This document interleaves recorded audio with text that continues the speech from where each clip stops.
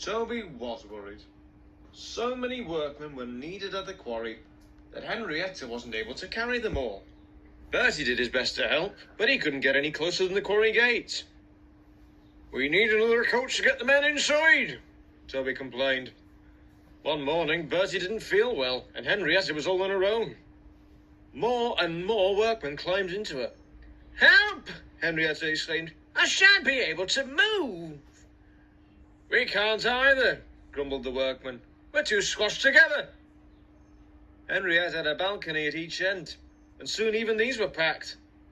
She was fuller than ever before. Toby had a job starting. "Ooh, come on, come on, come on, come on!" Toby fussed impatiently, his wheels slipping on the damp rails. People in the street stared as the train struggled past. Toby rang his bell cheerfully, but Henrietta wasn't so happy. Suddenly, a car came out of a side street in front of them. Toby's driver put on the brakes at once. The train stopped quickly, and some of the workmen were pushed against the railing of Henrietta's front balcony. It bent, but luckily it didn't break. A policeman, passing on a bicycle, stopped and wrote something in his notebook. "Oh dear," Henrietta said to herself. "That means trouble, I think." She was right. The next day, an inspector came to see the quarry manager. "Here is a bylaw, sir," he said, "which says that passengers should not be carried on the end balconies of railway carriages." "I'm sorry, Inspector," the manager said. "It doesn't usually happen, but the bus couldn't run today." "Please make sure it doesn't happen again," said the inspector sternly. The quarry manager telephoned the Fat Controller to see if he could help. The Fat Controller wasn't hopeful, and the quarry manager went home to tea, shaking his head sadly.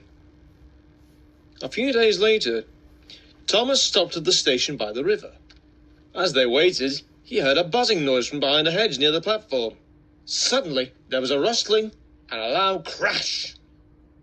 A man's head appeared above the hedge. He had a saw in his hands. "Oh, it's nice to see the railway once more," he said cheerfully. "It's been like a jungle in there."